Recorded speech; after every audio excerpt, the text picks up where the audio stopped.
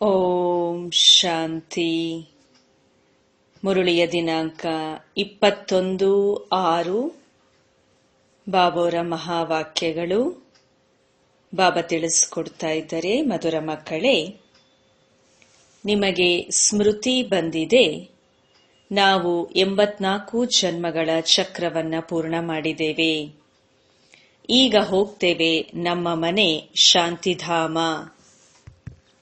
ಮನೆಗೆ ಹೋಗೋದ್ರಲ್ಲಿ ಬಹಳ ಕಡಿಮೆ ಸಮಯ ಇದೆ.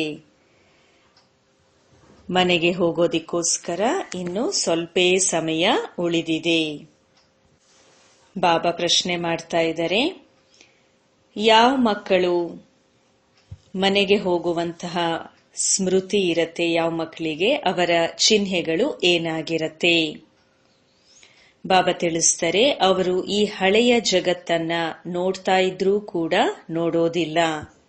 ಅವರಿಗೆ ಬೇಹದ್ದಿನ ವೈರಾಗ್ಯ ಇರತ್ತೆ. ಉದ್ಯೋಗ ವ್ಯವಹಾರದಲ್ಲಿ ಇರ್ತಾ ಕೂಡ ಬಹಳ ಹಗುರವಾಗಿರ್ತಾರೆ. ಇಲ್ಲಿಯಾದ ಅಲ್ಲಿಯ ಮಾತುಗಳ ಬಗ್ಗೆ ತಮ್ಮ ಸಮಯವನ್ನ ಹಾಳು ಮಾಡ್ಕೊಳ್ಳೋದಿಲ್ಲ. ಇಲ್ಲಿ ಮಾತು ಅಲ್ಲಿ ಮಾತು ಇಲ್ಲಿ ಹೇಳ್ತಾ ತಮ್ಮ ಸಮಯವನ್ನ ಹಾಳು ಮಾಡ್ಕೊಳ್ಳೋದಿಲ್ಲ. ತಮ್ಮನ್ನ ಈ ಜಗತ್ತಿನ ಅತಿಥಿ ಅಂತ ಹೇಳಿ ತಿಳ್ಕೊಳ್ತಾರೆ. ಓಂ ಶಾಂತಿ. ಬಾಬಾ ತಿಳಿಸ್ತಾರೆ, ಕೇವಲ ನೀವು ಸಂಗಮಯುಗಿ ಬ್ರಾಹ್ಮಣ ಮಕ್ಕಳಿಗೆ ಗೊತ್ತಿದೆ. ಇನ್ನ ಸ್ವಲ್ಪ ಸಮಯದಕ್ಕಾಗಿ ಈ ಹಳೆಯ ಜಗತ್ತಿನ ನಾವು ಅತಿಥಿಯಾಗಿದ್ದೇವೆ. ನಮ್ಮದು ನಿಜವಾದ ಸತ್ಯ ಮನೆ ಶಾಂತಿಧಾಮ ಆಗಿದೆ. ಆ ಶಾಂತಿಧಾಮ ಮನೆಯನ್ನೇ ಮನುಷ್ಯರು ಬಹಳ ನೆನಪು ಮಾಡ್ತಾರೆ, ಮನಸ್ಸಿಗೆ ಶಾಂತಿ ಸಿಗಲಿ ಅಂತ ಹೇಳಿ. ಆದ್ರೆ ಮನಸ್ಸು ಅಂದ್ರೆ ಏನಾಗಿದೆ, ಶಾಂತಿ ಏನಾಗಿದೆ, ನಮಗೆ ಸಿಗತ್ತೆ ಎಲ್ಲಿಂದ, ಇದರ ಬಗ್ಗೆ ಏನೂ ಕೂಡ ತಿಳ್ಕೊಂಡೇ ಇಲ್ಲ. ಈಗ ನಿಮ್ಗೆ ಗೊತ್ತಿದೆ, ಈಗ ನಾವು ನಮ್ಮ ಮನೆಗೆ ಹೋಗೋದಿಕ್ಕೋಸ್ಕರ ಬಾಕಿ ಸ್ವಲ್ಪ ಸಮಯ ಇದೆ. ಇಡೀ ಜಗತ್ತಿನ ಮನುಷ್ಯ ಮಾತ್ರರು ನಂಬರ್ ವಾರಂತೂ ಅಲ್ಲಿಗೆ ಹೋಗ್ತಾರೆ.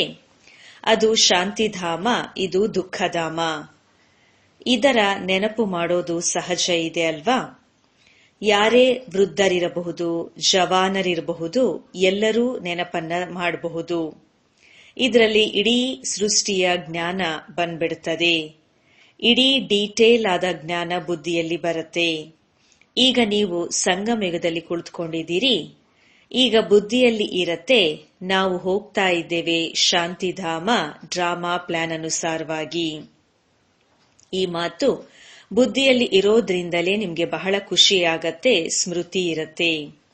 ನಾವು ಈಗ 84 ಜನ್ಮದ ಸ್ಮೃತಿ ನಮ್ಗೆ ಬಂದಿದೆ. ಅದು ಭಕ್ತಿ ಮಾರ್ಗ ಬೇರೆಯಾಗಿದೆ, ಇದು ಜ್ಞಾನ ಮಾರ್ಗದ ಮಾತಾಗಿದೆ. ತಂದೆ ತಿಳಿಸ್ತಾ ಇದ್ದಾರೆ, ಮಧುರ ಮಕ್ಕಳೇ, ಈಗ ತಾವು ತಮ್ಮ ಮನೆಗೆ ನೆನಪು ಬರ್ತಾ ಇದೆಯಾ? ಎಷ್ಟು ಕೇಳ್ತಾ ಇರ್ತೀರಿ, ಅಷ್ಟೊಂದು ಮಾತುಗಳು ನೆನಪಲ್ಲಿ ಇರತ್ತಾ? ಎಷ್ಟೊಂದು ಮಾತುಗಳನ್ನ ಬಾಬಾ ತಿಳಿಸ್ತಾ ಇರ್ತಾರೆ. ಈಗ ನಾವು ಶಾಂತಿಧಾಮಕ್ಕೆ ಹೋಗ್ತೇವೆ, ನಂತರ ಸುಖಧಾಮದಲ್ಲಿ ಬರ್ತೇವೆ. ಬಾಬಾ ಬರೋದೇ ಪಾವನ ಜಗತ್ತಿಗೆ ನಮ್ಮನ್ನ ಕರ್ಕೊಂಡು ಹೋಗೋದಿಕ್ಕೋಸ್ಕರ. ಸುಖಧಾಮದಲ್ಲಿ ಆತ್ಮಗಳು ಸುಖ ಮತ್ತು ಶಾಂತಿಯಲ್ಲಿ ಇರ್ತಾರೆ. ಶಾಂತಿಧಾಮದಲ್ಲಿ ಕೇವಲ ಶಾಂತಿ ಇದೆ. ಇಲ್ಲಿಯಂತೂ ಬಹಳ ಗಲಾಟೆಗಳು ಇದೆ ಅಲ್ವಾ? ಇದು ಮಧುಬನದಿಂದ, ಇಲ್ಲಿ ನೀವು ಮಧುಬನದಿಂದ ಹೋಗ್ತೀರಿ. ತಮ್ಮ ಮನೆಯಲ್ಲಿ ಹೋದಾಗ ಬುದ್ಧಿ ವ್ಯರ್ಥ ಮಾತುಗಳಲ್ಲಿ ತಮ್ಮ ಉದ್ಯೋಗ ವ್ಯವಹಾರದ ಕಡೆ ಹೊರಟು ಹೋಗತ್ತೆ. ಅದೇ ಮಧುಬನದಲ್ಲಿದ್ದಾಗ ಯಾವುದೇ ಜಂಜಾಟಗಳು ಇರೋದಿಲ್ಲ. ಈಗ ನಿಮ್ಗೆ ಗೊತ್ತಿದೆ, ನಾವು ಆತ್ಮಗಳು ಶಾಂತಿಧಾಮದ ನಿವಾಸಿಯಾಗಿದ್ದೇವೆ. ಇಲ್ಲಿ ನಾವು ಪಾತ್ರಧಾರಿಯಾಗಿದ್ದೇವೆ. ಇದು ಯಾರಿಗೂ ಕೂಡ ಇದು ಗೊತ್ತೇ ಇಲ್ಲ, ನಾವು ಹೇಗೆ ಪಾತ್ರಧಾರಿಯಾಗಿದ್ದೇವೆ ಎಂಬುದು. ಈಗ ನೀವು ಮಕ್ಕಳಿಗೆ ತಂದೆ ಬಂದು ಓದಿಸ್ತಾ ಇದ್ದರೆ, ಕೋಟಿಯಲ್ಲಿ ಕೆಲವರು ಮಾತ್ರ ಈ ಶಿಕ್ಷಣವನ್ನ ಓದ್ತಾರೆ, ಎಲ್ಲರಂತೂ ಓದೋದಿಲ್ಲ. ಬಾಬಾ ಹೇಳ್ತಾರೆ, ಈಗ ನೀವು ಎಷ್ಟು ತಿಳುವಳಿಕೆಯುಳ್ಳವರನ್ನಾಗಿ ಮಾಡ್ತಾ ಇದ್ದಾರೆ. ಮೊದಲು ಎಷ್ಟು ತಿಳುವಳಿಕೆ ಇಲ್ಲದವರಾಗಿದ್ರಿ. ಈಗ ನೋಡಿ ಎಷ್ಟೊಂದು ಜಗಳ ಕಲಹಗಳು ಮುಂತಾದವುಗಳು ಆಗ್ತಾ ಇದೆ. ಇದಕ್ಕೆ ಏನಂತ ಹೇಳಲಾಗತ್ತೆ? ನಾವು ಪರಸ್ಪರ ಸಹೋದರರು ಅನ್ನುವಂಥದ್ದನ್ನ ಮರ್ತು ಬಿಟ್ಟಿದ್ದಾರೆ. ಸಹೋದರರು ಅಂದ್ಮೇಲೆ ಎಂದಾದ್ರೂ ಈ ರೀತಿ ಹೊಡೆದಾಟ ರಕ್ತಪಾತ ಮಾಡ್ತಾರೇನು?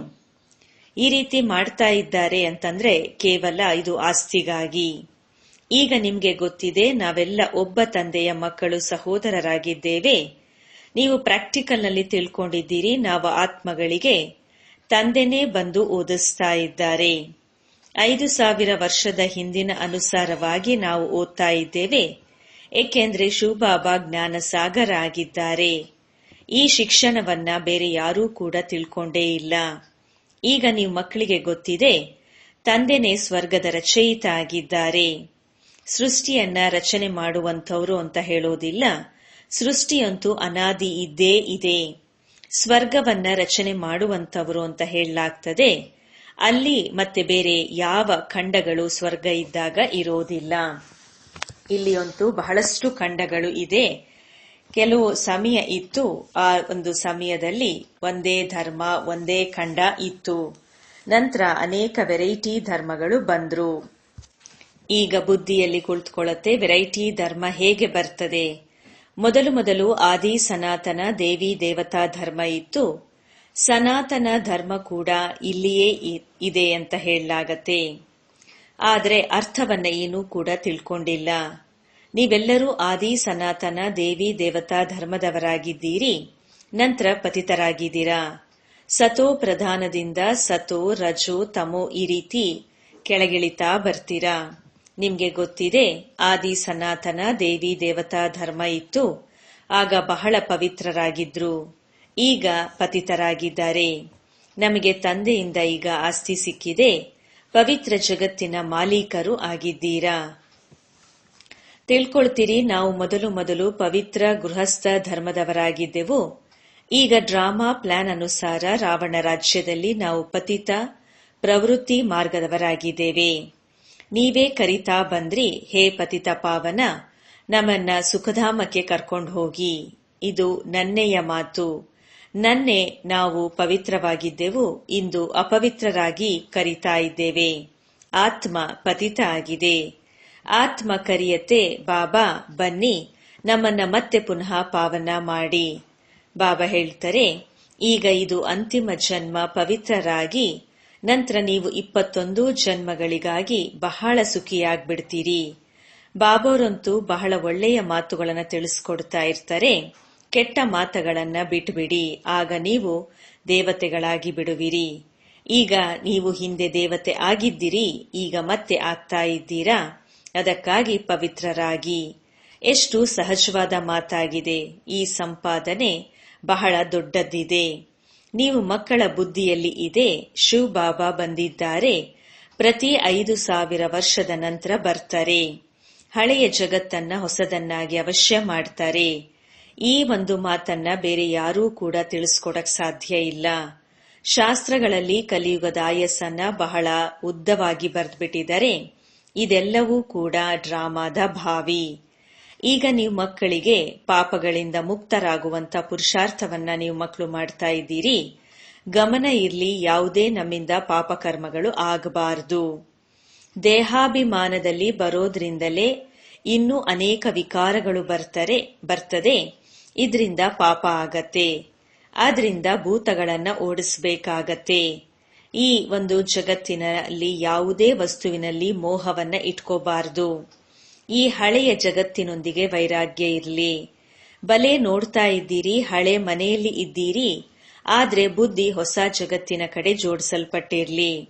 ಯಾವಾಗ ಹೊಸ ಮನೆಯಲ್ಲಿ ಹೋಗ್ತೀರಿ, ಆಗ ಹೊಸದನ್ನೇ ನೋಡ್ತೀರಿ. ಎಲ್ಲಿಯವರೆಗೆ ಇದು ಹಳೆಯ ಮನೆ ಸಮಾಪ್ತಿಯಾಗಲಿದೆ, ಅಲ್ಲಿಯವರೆಗೆ ಕಣ್ಣುಗಳಿಂದ ಹಳೆಯದನ್ನ ನೋಡ್ತಾ ಇದ್ರು ನೆನಪು ಹೊಸದು ಜಗತ್ತನ್ನೇ ನೆನಪು ಮಾಡಬೇಕು. ಯಾವುದೇ ಇಂತಹ ಒಂದು ಕರ್ಮವನ್ನ ಮಾಡಬಾರದು, ಪಶ್ಚಾತ್ತಾಪ ಪಡುವ ರೀತಿಯಲ್ಲಿ ಆಗಬಾರದು.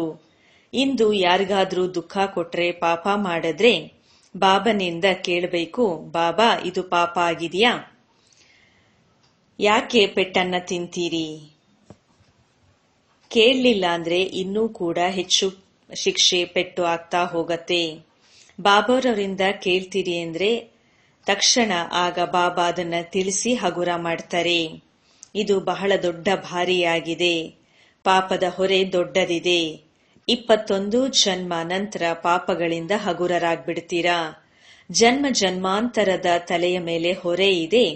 ಎಷ್ಟು ನೆನಪಿನಲ್ಲಿ ಇರ್ತೀರಿ, ಹಗುರರಾಗ್ತಾ ಹೋಗ್ತೀರಾ. ಆತ್ಮಕ್ಕೆ ಅಂಟಿರುವಂತಹ ತುಕ್ಕು ಎಲ್ಲವೂ ಬಿಟ್ಟು ಹೋಗತ್ತೆ, ಖುಷಿಯ ನಶೆ ಏರತ್ತೆ. ಸತ್ಯುಗದಲ್ಲಿ ನೀವು ಬಹಳ ಖುಷಿಯಲ್ಲಿ ಇದ್ರಿ, ನಂತರ ಕಡಿಮೆ ಆಗ್ತಾ ಇಡೀ ಖುಷಿ ನಿಮ್ಮದು ಕಳೆದು ಹೋಗಿದೆ. ಸತ್ಯುಗದಿಂದ ಹಿಡಿದು ಕಲಿಯುಗದವರೆಗೆ ಯಾತ್ರೆಯಲ್ಲಿ ಮಾಡೋದು 5,000 ವರ್ಷ ಹಿಡಿಸ್ತು. ಸ್ವರ್ಗದಿಂದ ನರಕದಲ್ಲಿ ಬರುವಂಥ ಯಾತ್ರೆ ಈಗ ನಿಮ್ಗೆ ಗೊತ್ತಾಗಿದೆ. ನಾವು ಸ್ವರ್ಗದಿಂದ ನರಕದಲ್ಲಿ ಹೇಗೆ ಬಂದೆವು, ಈಗ ಪುನಃ ನೀವು ನರಕದಿಂದ ಸ್ವರ್ಗದಲ್ಲಿ ಹೋಗ್ತೀರಿ. 1 ಸೆಕೆಂಡಿನಲ್ಲಿ ಜೀವನ್ಮುಕ್ತಿ. ತಂದೆಯನ್ನ ಗುರ್ಸಿದಿರಿ. ಬಾಬಾ ಬಂದಿದ್ದಾರೆ ಅವಶ್ಯವಾಗಿ ನಮ್ಮನ್ನ ಸ್ವರ್ಗಕ್ಕೆ ಕರ್ಕೊಂಡು ಹೋಗೋದಿಕ್ಕೋಸ್ಕರ.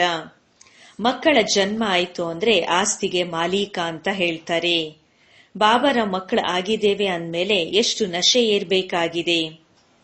ನಶೆ ಕೆಳಗಿಳಿಲೇಬಾರದು.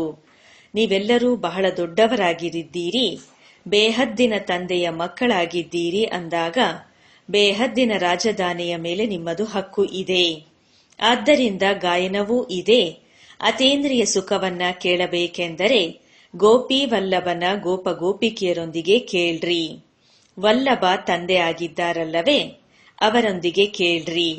ನಂಬರ್ವಾರ್ ಪುರುಷಾರ್ಥನುಸಾರ ಖುಷಿಯ ನಶೆ ಏರಿರುತ್ತದೆ. ಯಾರನ್ನಾದರೂ ತಕ್ಷಣ ತಮ್ಮ ಸಮಾನರನ್ನಾಗಿ ಮಾಡಿಬಿಡಬಹುದು. ನೀವು ಮಕ್ಕಳ ಕೆಲಸವೇ ಇದಾಗಿದೆ. ಎಲ್ಲವನ್ನ ಈಗ ಮರಿಬೇಕು, ತಮ್ಮ ರಾಜಧಾನಿಯನ್ನ ಈಗ ನೆನಪು ಮಾಡಬೇಕು. ನೀವಂತೂ ಸ್ವರ್ಗದ ಮಾಲೀಕರಾಗಿದ್ರಿ. ಈಗ ಕಲಿಯುಗ ಹಳೆಯ ಜಗತ್ತಾಗಿದೆ, ನಂತರ ಹೊಸ ಜಗತ್ತಾಗತ್ತೆ. ಈಗ ನೀವು ಮಕ್ಕಳ ಬುದ್ಧಿಯಲ್ಲಿ ಇದೆ, ಪ್ರತಿ 5,000 ವರ್ಷದ ನಂತರ ತಂದೆ ಭಾರತದಲ್ಲೇ ಬರ್ತಾರೆ. ಅವರ ಜಯಂತಿಯನ್ನ ಆಚರಣೆ ಮಾಡಲಾಗತ್ತೆ. ನಿಮಗೆ ಗೊತ್ತಿದೆ, ತಂದೆ ಬಂದು ನಮ್ಮನ್ನ ರಾಜಧಾನಿಗೆ ಕರ್ಕೊಂಡು ಹೋಗ್ತಾರೆ. ನಂತರ ನೆನಪು ಮಾಡುವಂತ ಅವಶ್ಯಕತೆಯೇ ಬಾಬೋರ್ದು ಇರೋದಿಲ್ಲ. ನಂತರ ಯಾವಾಗ ಭಕ್ತಿ ಪ್ರಾರಂಭ ಆಗತ್ತೆ ಆಗ ಮತ್ತೆ ತಂದೆಯನ್ನ ನೆನಪು ಮಾಡೋದಿಕ್ಕೆ ಶುರು ಮಾಡ್ತೀರಾ. ಆತ್ಮದಲ್ಲಿ ಆತ್ಮಗಳ ಮಾಲೆ ಇದೆ, ನೆನಪು ಮಾಡ್ತಾರೆ ಬಾಬಾ. ನಂತರ ಬಂದು ನಮ್ಮನ್ನ ಶಾಂತಿಧಾಮ ಸುಖಧಾಮಕ್ಕೆ ಕರ್ಕೊಂಡು ಹೋಗಿ ಅಂತ ಹೇಳಿ. ಈಗ ನೀವು ಮಕ್ಕಳಿಗೆ ಗೊತ್ತಿದೆ, ಅವರು ನಮ್ಮ ತಂದೆ, ಟೀಚರ್, ಗುರು ಆಗಿದ್ದಾರೆ. ಸೃಷ್ಟಿಯ ಆದಿ ಮಧ್ಯ ಅಂತ್ಯದ ಚಕ್ರ 84 ಜನ್ಮಗಳ ಜ್ಞಾನ ನಿಮ್ಮ ಬುದ್ಧಿಯಲ್ಲಿ ಇದೆ. ಅನೇಕ ಬಾರಿ 84 ಜನ್ಮಗಳನ್ನ, ಲೆಕ್ಕವಿಲ್ಲದಷ್ಟು ಬಾರಿ 84 ಜನ್ಮವನ್ನ ಪಡ್ಕೊಂಡಿದ್ದೀರಿ, ತೆಗೆದುಕೊಂಡ್ರಿ. ಈಗ ಇದರ ಅಂತ್ಯ ಎಂದೂ ಆಗೋದೇ ಇಲ್ಲ. ಅಂದ್ರೆ ಈ ಚಕ್ರ ತಿರುಗ್ತಾನೇ ಇರತ್ತೆ. ನಿಮ್ಮ ಬುದ್ಧಿಯಲ್ಲಿ ಈ ಚಕ್ರ ಇದೆ. ಸ್ವದರ್ಶನ ಚಕ್ರ ಗಳಿಗೆ ನೆನಪು ಮಾಡಬೇಕಾಗಿದೆ.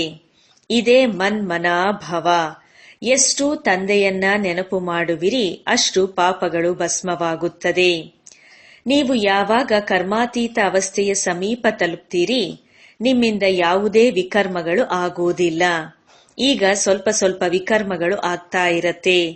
ಸಂಪೂರ್ಣ ಕರ್ಮಾತೀತ ಸ್ಥಿತಿ ಈಗ ಇನ್ನೂ ಎಲ್ಲರದ್ದು ಆಗಿಲ್ಲ. ಬಾಬಾ ಈಗ ನಿಮ್ಮ ಜೊತೆ ಸ್ಟೂಡೆಂಟ್ ಆಗಿದ್ದಾರೆ. ಬ್ರಹ್ಮ ತಂದೆನೂ ಕೂಡ ನಿಮ್ಮ ಹಾಗೆ ವಿದ್ಯಾರ್ಥಿ. ಓದಿಸುವಂಥವರು ತಂದೆ ಶಿವಬಾಬಾ. ಇವರಲ್ಲಿ ಪ್ರವೇಶ ಮಾಡ್ತಾರೆ.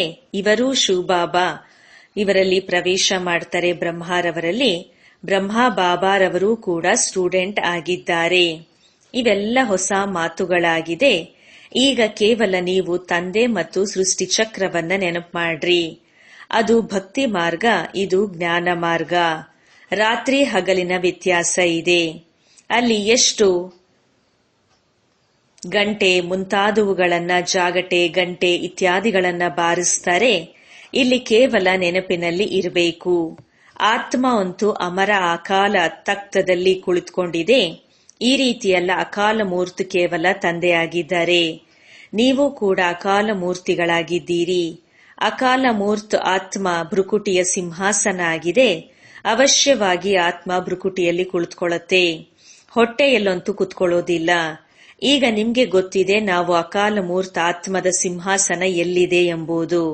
ಈ ಭ್ರುಕುಟಿಯ ಮಧ್ಯದಲ್ಲಿ ನಮ್ಮ ಸಿಂಹಾಸನ ಇದೆ. ಅಮೃತ ಸರದಲ್ಲಿ ಸಿಂಹಾಸನ ಇದೆ ಅಲ್ವಾ. ಆದ್ರೆ ಅದರ ಅರ್ಥವನ್ನ ತಿಳ್ಕೊಂಡಿಲ್ಲ. ಮಹಿಮೆಯನ್ನ ಹಾಡ್ತಾರೆ ಅಕಾಲ ಮೂರತ್. ಅನೇಕ ಅಕಾಲ ತಖ್ತ್ ಯಾರಿಗೂ ಕೂಡ ಇದು ಗೊತ್ತೇ ಇಲ್ಲ. ಈಗ ನಿಮಗೆ ಗೊತ್ತಾಗಿದೆ, ಇದು ಸಿಂಹಾಸನ ಆಗಿದೆ. ಇಲ್ಲಿ ಕುಳಿತು ತಿಳಿಸ್ಕೊಡ್ತಾರೆ, ಆತ್ಮ ಅವಿನಾಶಿಯಾಗಿದೆ, ಶರೀರ ವಿನಾಶಿಯಾಗಿದೆ. ಆತ್ಮದ ಇದು ಭೃಕುಟಿ ರೂಪಿ ಸಿಂಹಾಸನ ಸದಾ ಇಲ್ಲಿ ಆತ್ಮ ನಿವಾಸವಾಗಿರತ್ತೆ. ಇದು ಈಗ ನಿಮ್ಗೆ ಗೊತ್ತಾಗಿದೆ. ಅವರು ನಂತರ ಆ ಸಿಂಹಾಸನವನ್ನ ಮಾಡಿ ಹೆಸರನ್ನ ಇಟ್ಟಿದ್ದಾರೆ. ವಾಸ್ತವದಲ್ಲಿ ಅಕಾಲ ಆತ್ಮ ಅಂತೂ ಇಲ್ಲಿ ಕುಳಿತುಕೊಂಡಿದೆ. ನೀವು ಮಕ್ಕಳ ಬುದ್ಧಿಯಲ್ಲಿ ಅರ್ಥ ಇದೆ, ಏಕ್ ಓಂಕಾರ್. ಇದರ ಅರ್ಥವನ್ನ ಈಗ ನೀವು ತಿಳ್ಕೊಂಡಿದ್ದೀರಿ. ಮನುಷ್ಯ ಮಂದಿರಗಳಲ್ಲಿ ಹೋಗಿ ಹೇಳ್ತಾರೆ ಅಚ್ಯುತಂ ಕೇಶವಂ ಅಂತ ಹೇಳಿ. ಅರ್ಥವನ್ನ ತಿಳ್ಕೊಂಡಿಲ್ಲ. ಇದೇ ರೀತಿ ಸ್ತುತಿ ಮಾಡ್ತಾ ಇರ್ತಾರೆ, ಅಚ್ಯುತಂ ಕೇಶವಂ ರಾಮನಾರಾಯಣಂ ಅಂತ ಹೇಳಿ. ಈಗ ರಾಮ ಎಲ್ಲಿದ್ದಾರೆ, ನಾರಾಯಣ ಎಲ್ಲಿದ್ದಾರೆ? ಬಾಬಾ ಹೇಳ್ತಾರೆ ಅದೆಲ್ಲವೂ ಭಕ್ತಿ ಮಾರ್ಗ. ಜ್ಞಾನವಂತೂ ಬಹಳ ಸಿಂಪಲ್ ಆಗಿದೆ. ಮತ್ತೆ ಇನ್ನ ಯಾವ ಮಾತನ್ನ ಕೇಳುವುದಕ್ಕಿಂತ ಮುಂಚೆ ತಂದೆ ಮತ್ತು ಆಸ್ತಿಯನ್ನ ನೆನಪು ಮಾಡಬೇಕು.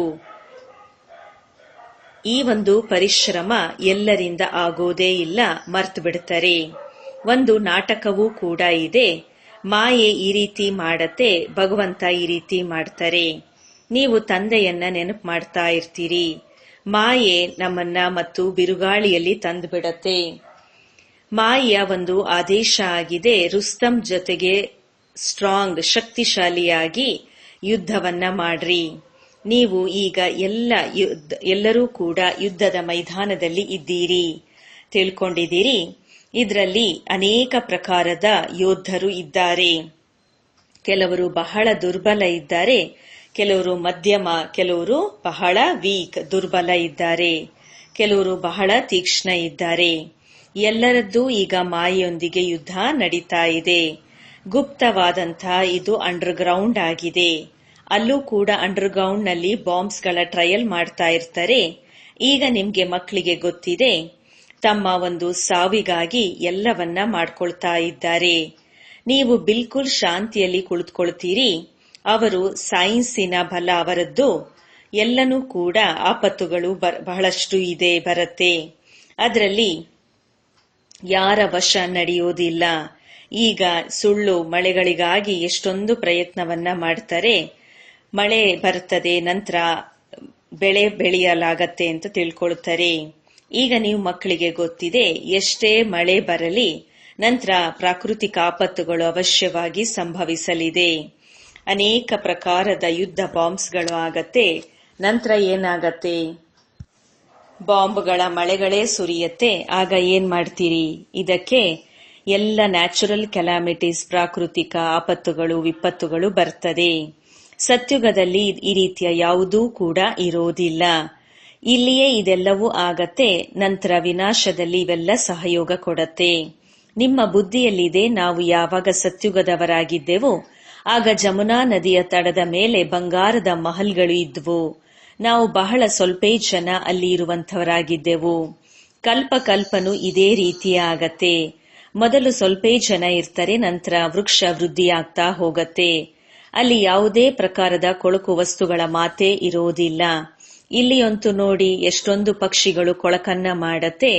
ಅಲ್ಲಿ ಯಾವುದೇ ಕೊಳಕಿನ ಮಾತು ಇರೋದಿಲ್ಲ, ಏಕೆಂದ್ರೆ ಅದು ಸ್ವರ್ಗ. ಈಗ ನಿಮ್ಗೆ ಗೊತ್ತಿದೆ, ನಾವು ದೇವತೆಗಳಾಗ್ತಾ ಇದ್ದೇವೆ ಅಂದಮೇಲೆ ಒಳಗಡೆ ಎಷ್ಟೊಂದು ಖುಷಿ ಇರಬೇಕು.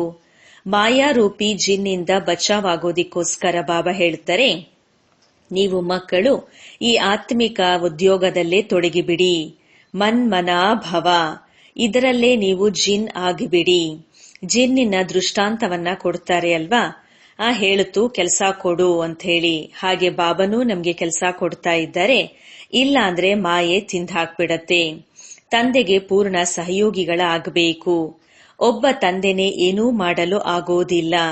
ತಂದೆಯಂತೂ ರಾಜ್ಯವನ್ನ ಮಾಡೋದಿಲ್ಲ. ನೀವು ಸರ್ವೀಸ್ ಅನ್ನ ಮಾಡ್ತೀರಿ, ರಾಜ್ಯ ಪದವಿ ನಿಮಗಾಗಿ. ತಂದೆ ಹೇಳ್ತಾರೆ, ನಾನು ಮಗಧ ದೇಶದಲ್ಲಿ ಬರ್ತೇನೆ.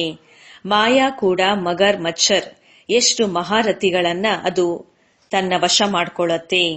ಇದು ಎಲ್ಲರೂ ಶತ್ರು ಎಲ್ಲರೂ ಶತ್ರುಗಳಾಗಿದ್ದಾರೆ. ಹೇಗೆ ಕಪ್ಪೆ ಶತ್ರು ಸರ್ಪ ಆಗಿದೆ ಅಲ್ವಾ? ನಿಮಗೆ ಗೊತ್ತಿದೆ, ಇದೇ ರೀತಿ ನಿಮ್ಮ ಶತ್ರು ಕೂಡ ಮಾಯೆ ಆಗಿದೆ. ಒಳ್ಳೆಯದು.